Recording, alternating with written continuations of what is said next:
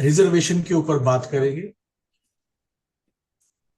Reservation के ऊपर बात करेंगे और रिजर्वेशन के अंदर जो आज का हमारा मेन फोकस है वो फोकस है the reservation for person with disability. PWD reservation बोला जाता है इसे।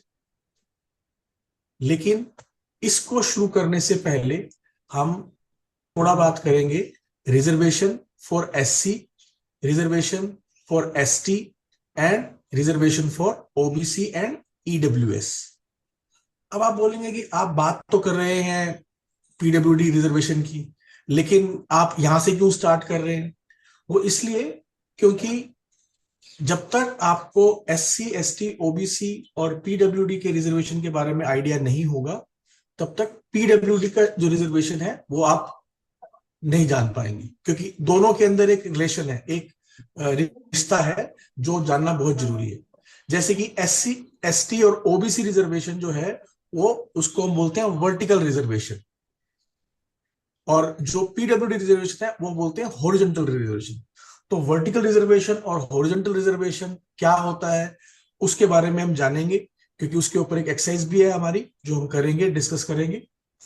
और इसके अंदर जो हम स्टार्ट करते हैं वो स्टार्ट करते हैं कि रिजर्वेशन का कंसेप्ट कहां से स्टार्ट हुआ। तो ये हमारे आज के ऑब्जेक्टिव हैं जो आपके सामने आ रहे हैं कि जो भी कॉन्स्टिट्यूशन, देखिए हमारे देश के अंदर जो सबसे बड़ा कानून है वो क्या है? हमारा कॉन्स्टिट्यूशन। तो कॉन्स्टिट्यूशन के अंदर रिजर्वेशन के बारे में क्या प्रोविजंस है उसके बारे में हम पहले डिस्कस करेंगे। उसके बाद जो है एक ऑफिसर आपके ऑर्गेनाइजेशन में होता है जिसको बोलते हैं लाइजन ऑफिसर। तो liaison officer SC, ST, OBC और आपका इवन पीडब्ल्यूडी के लिए भी होना आपकी ऑर्गेनाइजेशन में जरूरी है। अब क्वेश्चन होता है कि इसका रोल क्या है, इसके फंक्शंस क्या हैं, इसकी ड्यूटीज क्या हैं। तो इसके रोल, फंक्शन और ड्यूटीज ये हैं। जिस तरह मैं अगर पीडब्ल्यूडी रिजर्वेशन की बात करता हूं तो लाइजन ऑफिसर का रोल है कि वो आपके अधिकारों की रक्षा करे। अगर आपके ऑर्गेनाइजेशन के अंदर कोई भी आपके साथ ऐसा हो रहा है कि आपको जो अधिकार नहीं मिल रहे हैं तो वो आपके जो कैडर कंट्रोलिंग है उनको ये बताए कि ऐसा आपका अधिकार है और आपको ये मिलना चाहिए जो आपको नहीं मिल रहा है। कोई भी अगर आप कंप्लेंट करते हैं, किसी भी प्रकार की कंप्लेंट करते हैं, उसकी सुनवाई करना लाइजन ऑफिसर की ड्यूटी है। तो इसके बारे में बात करेंगे और इसके अंदर क्या ऑर्डर है उस ऑर्डर को भी दिखाऊंगा मैं आपको, और इनकी रिस्पॉन्सिबिलिटीज क्या है, क्या एलिजिबिलिटी है और इनको क्या प्रिविलेज मिलती है लाइजन ऑफिसर को, इसके बारे में थोड़ा थोड़ा बताएंगे। और क्या आपकी ऑर्गेनाइजेशन के अंदर लाइजन ऑफिसर अपॉइंट करना जरूरी है या नहीं है? कोई भी ऑर्गेनाइजेशन हो, चाहे वो मिनिस्ट्री है, डिपार्टमेंट है, कोई ऑटोनॉमस बॉडी है, कोई लोकल बॉडी है, कोई पीएसयू है, कुछ भी है, वहां पे लाइजन ऑफिसर को अपॉइंट करना बहुत जरूरी है। तो ये जो आपके रिजर्वेशन है ये एससी, एसटी रिजर्वेशन के बारे में बात कर रहे हैं कि कब स्टार्ट हुआ था। जैसे एससी का रिजर्वेशन जो है वो स्टार्ट आपका हुआ था जस्ट जिस दिन हमें इंडिपेंडेंस मिला था 15 अगस्त 1947, उसके एक महीने के अंदर ही 21 सितंबर 1947 को पहला ऑर्डर आ गया था जिसके अंदर एससी रिजर्वेशन के बारे में बात हुई थी। 21 सितंबर 1947, 1947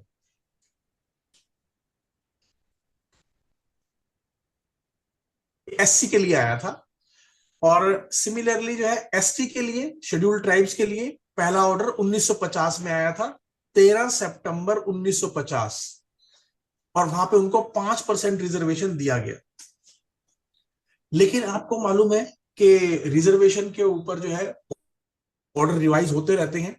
तो 1961 में जब हमारी जो है सेंसस हुई, जनसंख्या की गिनती हुई, तो उसमें पता लगा कि लगभग 14.64% जो है वो एससी हैं और 6.8% एसटीज हैं।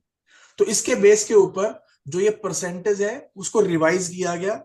जो पहले 12.5 था उसको रिवाइज करके 15% किया गया, और जो आपका एसटी के लिए कितना किया 5% गया था, सर? वो 12.5 को रिवाइज करके कितना किया गया?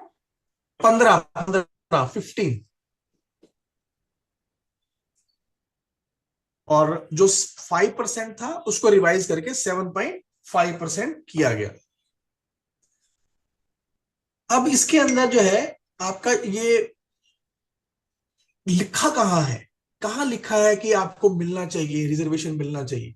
तो इसका जो बेस है वो बेस होता है आपके जो फंडामेंटल राइट्स हैं। फंडामेंटल राइट्स जैसे कि आप जानते हैं कि कहाँ लिखे हुए हैं, part 3 of the constitution. Constitution का जो थर्ड पार्ट है वो फंडामेंटल राइट्स का है, और वो है आपका आर्टिकल 12 से लेकर आर्टिकल 35, आर्टिकल 12 से लेकर आर्टिकल 35 तक जो है वो वहां आपके अधिकार लिखे हुए हैं, आपके मूलभूत अधिकार लिखे हुए हैं, जहां पे हमारे 6 राइट्स हैं। 6 जो है वो आपके फंडामेंटल राइट्स हैं, जिसमें सबसे पहला और सबसे इंपॉर्टेंट राइट जो है उसको हम बोलते हैं राइट टू इक्वेलिटी, समानता का अधिकार। समानता का अधिकार आर्टिकल 14 से आर्टिकल 18 तक है, आर्टिकल 14 से लेकर आर्टिकल 18 तक, जहां पे ऐसे प्रोविजंस बनाए गए हैं, स्टेट को ऐसी पावर्स दी गई हैं या स्टेट के 14 ऊपर से ऐसी सर डिजिबिलिटी दी कहाँ गई तक है? है। आर्टिकल 14 से 18 तक? 14 से 18 में, 14 से 18।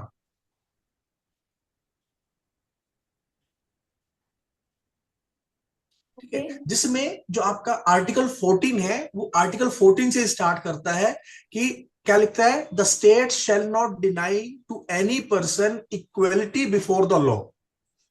यानी कि कानून की नजर में सभी लोग बराबर हैं, यानी अगर एक कोई कानून बन गया वो आपके लिए भी बराबर है, मेरे लिए भी बराबर है।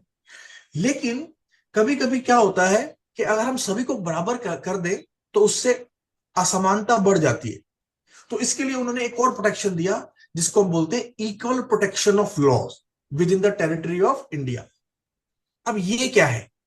ये है कि आप इक्वल लोगों को इक्वल ट्रीट करेंगे।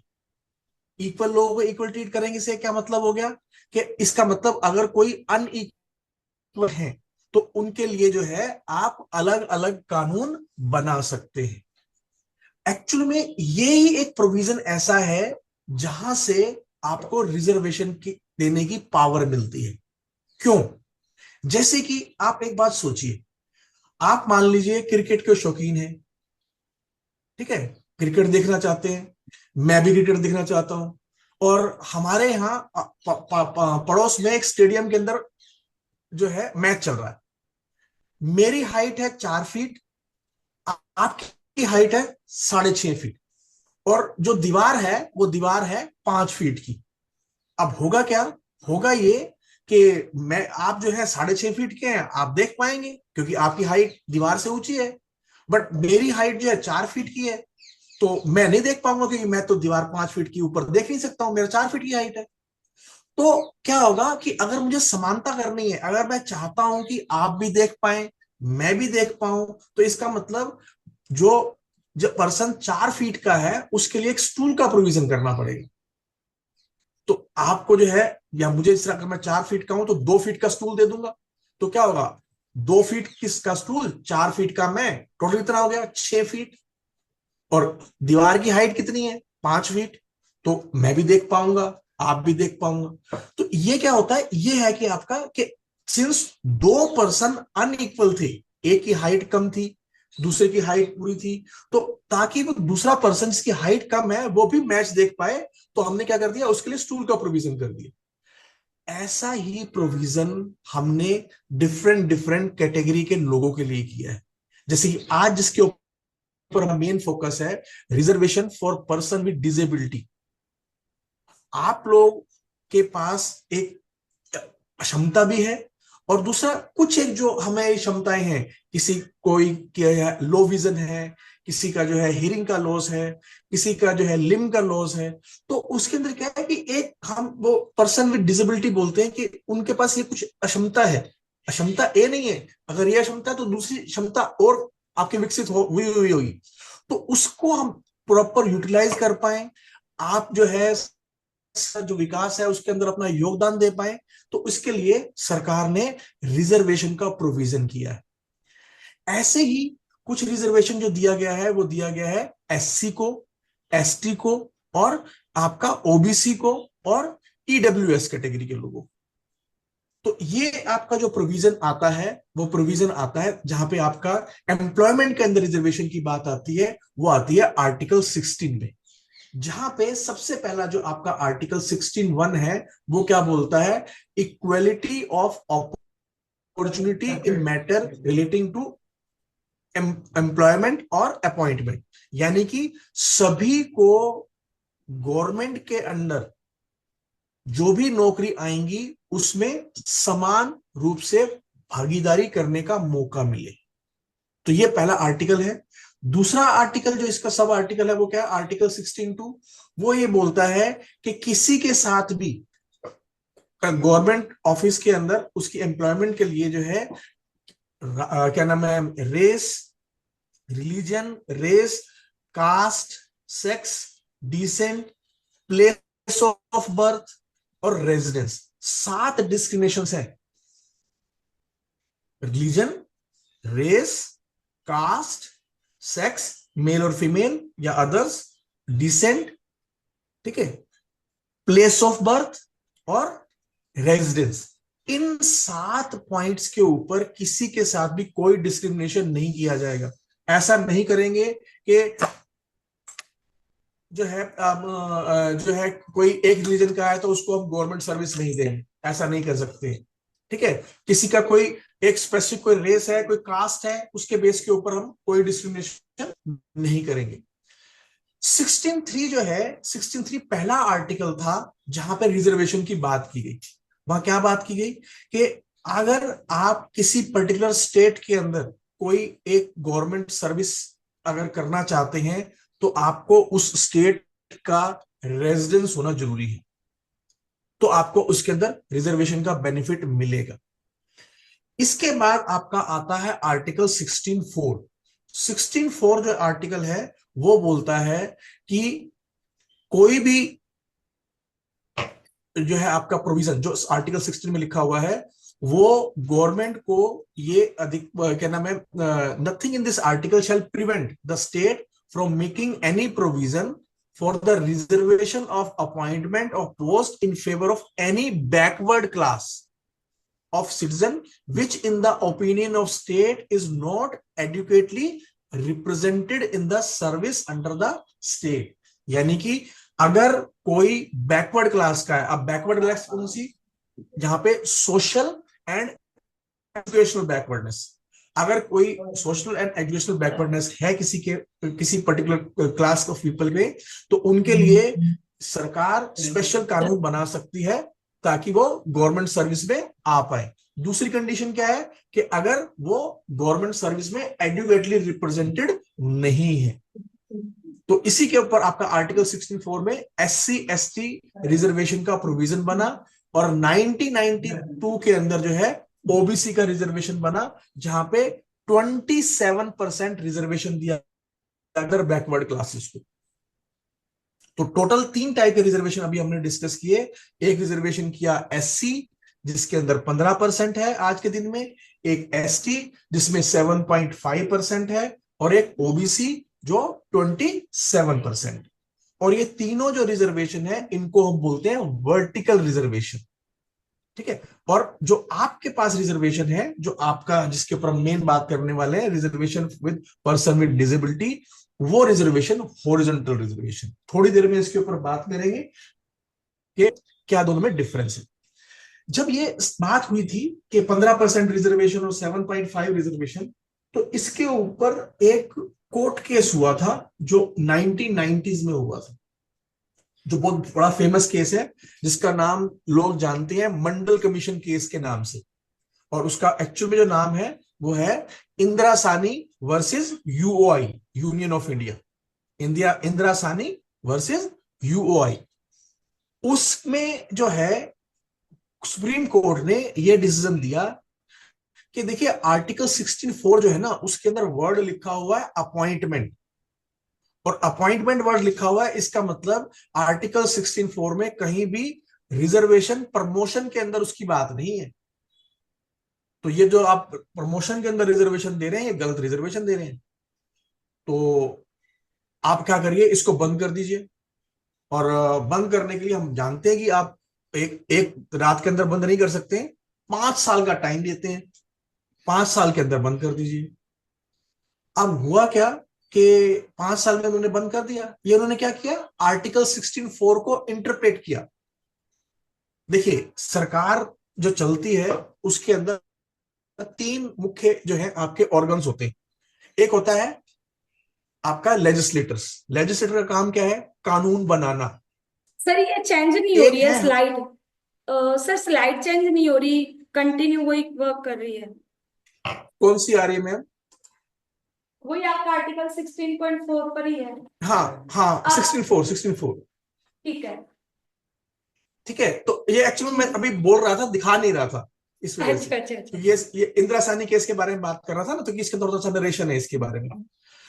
तो इंदिरा साहनी जो है, इंदिरा साहनी केस के अंदर कोर्ट ने बोल दिया कि हम जो है इसको बोलते हैं कि प्रमोशन के अंदर जो रिजर्वेशन है वो ठीक नहीं है, बंद कर दीजिए 5 साल में। तो मैं इसे बता रहा था कि 3 ऑर्गन है आपके गवर्नेंस के। पहला है आपका लेजिस्लेटर। लेजिस्लेटर का काम क्या है, कानून बनाना।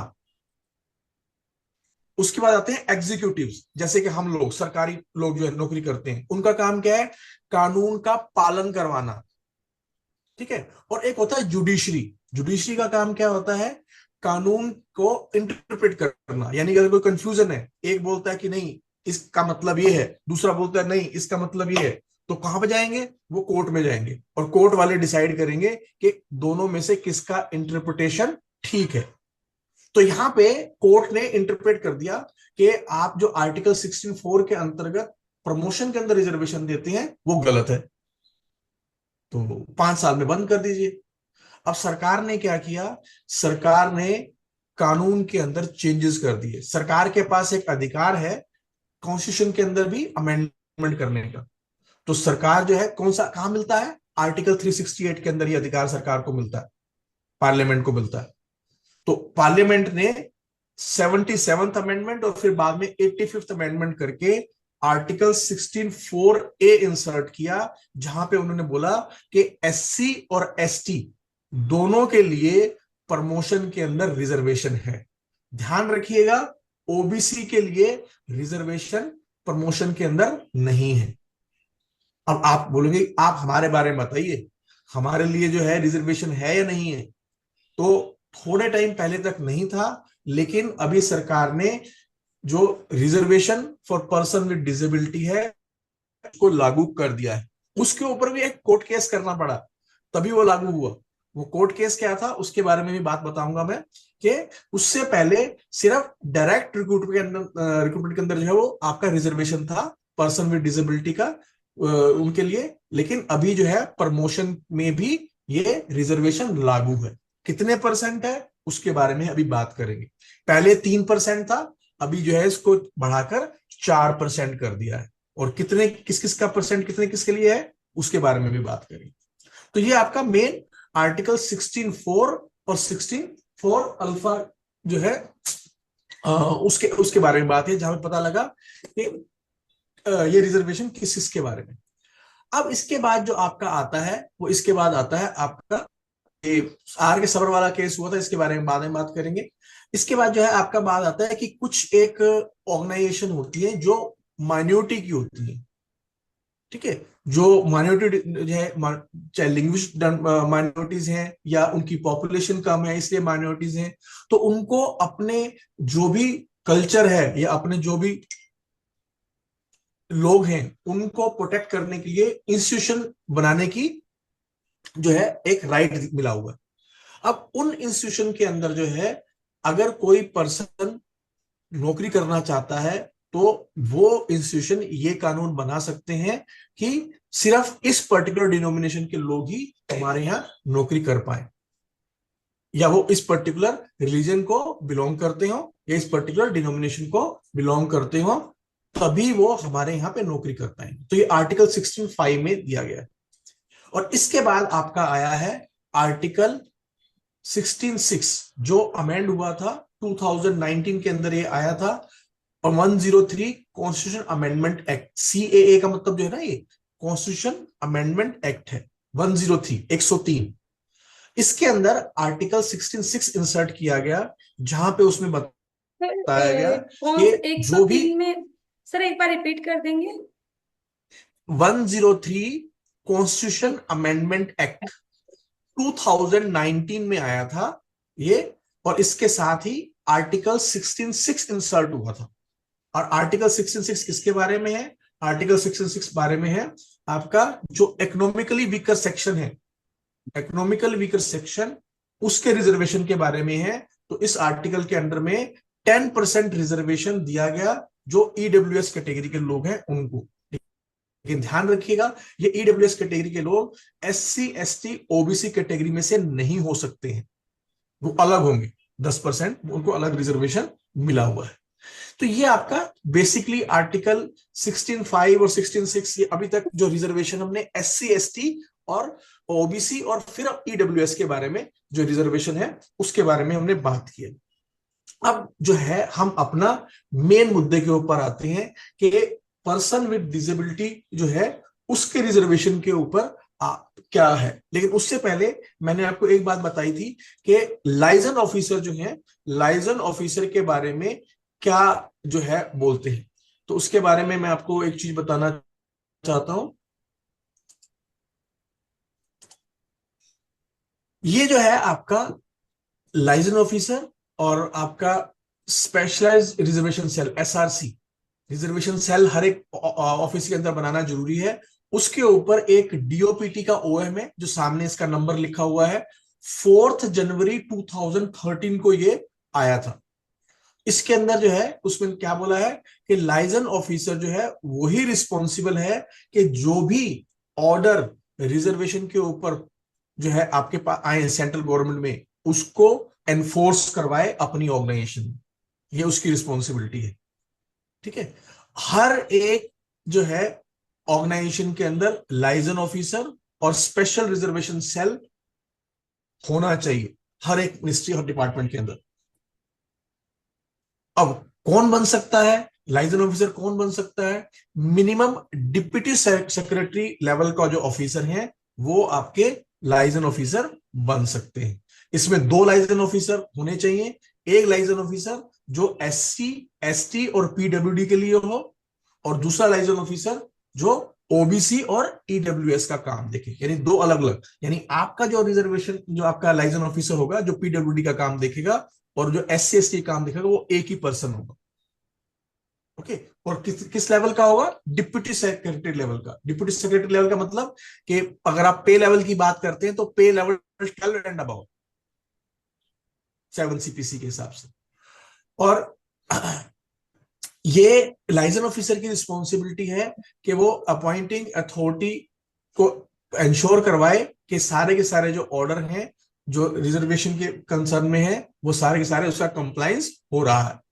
ठीक है, इसके अलावा जो है जो भी आपका डिपार्टमेंट मिनिस्ट्री कंसर्न है उसमें कुछ रिपोर्ट्स वगैरह जाती है। जिस तरह आपका जो है डिपार्टमेंट है, वो जिस डिपार्टमेंट आपके डिसेबिलिटी, पर्सन विद डिसेबिलिटी के बारे में जो बात करता है उसका जो नाम है, नोट कर लीजिए अगर नोट करना है तो, department of empowerment of person with disability. Department of empowerment of person with disability. तो ये रेगुलरली जो है रिपोर्ट्स मांगते हैं डिपार्टमेंट से कि आप बताइए कि आपने पीडब्ल्यूडी रिजर्वेशन के ऊपर कुछ जो हमने ऑर्डर निकाले थे वो ऑर्डर का इम्प्लीमेंटेशन हुआ या नहीं हुआ। प्रमोशन के अंदर जब हमने लेटेस्ट ऑर्डर निकाला है क्या वो आपने डीपीसी करवाई या नहीं करवाई, जो की जो वैकेंसी थी वो वैकेंसी वो ठीक किया या नहीं किया। तो वो सारा का सारा काम ये आपका डिपार्टमेंट करता है, जिसके अंदर ये रिपोर्ट्स वगैरह जाती हैं। अब ये रिपोर्ट्स किसको भेजनी होती हैं? रिपोर्ट्स भेजनी होती हैं आपका जो भी अथॉरिटी उनको भेजनी होती है। लेकिन किसके थ्रू भेजनी होती है? इस लाइजन ऑफिसर के थ्रू भेजनी होती है। तो लाइजन ऑफिसर क्या करता है? लाइजन ऑफिसर चेक करता है कि जो भी रिपोर्ट्स के अंदर चीजें भेजी जा रही हैं वो करेक्ट है या नहीं है। जैसे कि उन्होंने लिख के भेज दिया कि हाँ जी हमने करवा दिया, डीपीसी करवा दिया पीडब्ल्यूडी के लिए, लेकिन उसको पता लगा कि ये तो हुआ नहीं है। तो वो चेक करे कि आपने कैसे लिख दिया कि ये करवा दिया। तो ये उसकी रिस्पॉन्सिबिलिटी है कि वो ये चेक करे कि जो इंफॉर्मेशन ऊपर जा रही है, जो आपका कंसर्न डिपार्टमेंट है, वो करेक्ट इंफॉर्मेशन हो, ठीक है, और वो टाइमली जाए। ओके, तो ये सारी की सारी रिपोर्ट डीओपीटी के पास भी जाती हैं, कि जो क्योंकि डीओपीटी नोडल एजेंसी है उनके पास भी जाती हैं, ठीक है। इसके अलावा जो भी फ्यूचर के अंदर डीपीसी प्लान है, उसकी इंफॉर्मेशन लाइजन ऑफिसर को देना जरूरी है। उनको बताना जरूरी है कि हम ये डीपीसी प्लान कर रहे हैं, इसके अंदर इतनी वैकेंसीज जो है वो एससी के लिए हैं, इतनी एसटी के लिए हैं, इतनी पीडब्ल्यूडी के लिए हैं। वो सारा का सारा जो है इंफॉर्मेशन ये देना जरूरी है। अगर सपोज करिए कि कोई आपके यहाँ पे डिप्टी सेक्रेटरी लेवल का ऑफिसर ऐसा नहीं है जिसको हम लाइजन ऑफिसर अपॉइंट कर सकें, तो उन्होंने बोला कोई दिक्कत वाली बात नहीं है, आपकी कोई सिस्टर कंसर्न है, कोई और वो है, उनसे भी आप उस लेवल का अप्रोप्रिएट लेवल है उसको अपॉइंट करवा सकते हैं।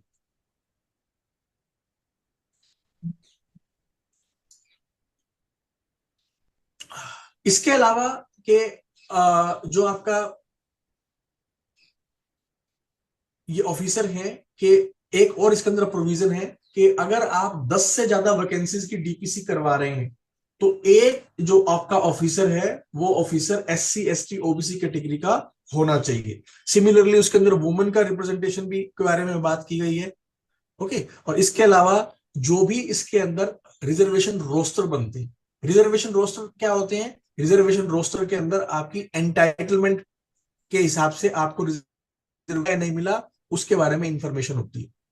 पीडब्ल्यूडी का भी एक रोस्टर बनता है, 100 पॉइंट रोस्टर बोलते हैं, जिसके अंदर जिस तरह 4% रिजर्वेशन है, तो फर्स्ट पॉइंट, 26 पॉइंट, 51 पॉइंट और 76 पॉइंट, ये 4 पॉइंट आपके 4 पॉइंट रिजर्वेशन कितने हैं रोस्टर सर? के अंदर। वापस से रिपीट कर देंगे। 6 पॉइंट। फर्स्ट 4 पॉइंट है मैम, 100 पॉइंट रोस्टर है। पहला फर्स्ट पॉइंट, फिर 26 26वां, फिर 51 51वां, और फिर 76।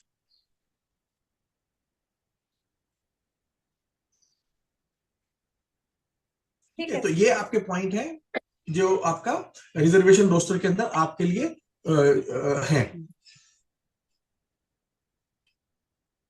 इसके अलावा जो है, अगर कोई डी रिजर्वेशन की बात करते हैं तो उसके लिए डीओपीटी के अंदर जो है जाना जरूरी है, उनका कंप्लायंस देना जरूरी है। सिमिलरली आपके यहाँ पे भी जिस तरह जो पर्सन विद डिसेबिलिटी है, अगर आप वो बोले कि कोई पर्टिकुलर पोस्ट जो है वो एक्सक्लूडेड है, आप बोलोगे एक्सक्लूडेड का मतलब क्या हुआ?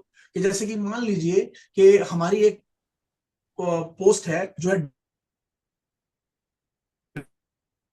सर आपकी आवाज क्रैक हो रही है, आवाज नहीं आ रही।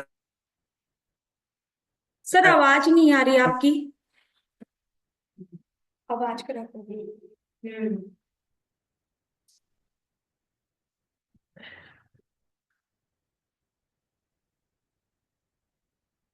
सर 2 मिनट में आपको सुन नहीं पा रही है, 1 मिनट आवाज में प्रॉब्लम आ रही है।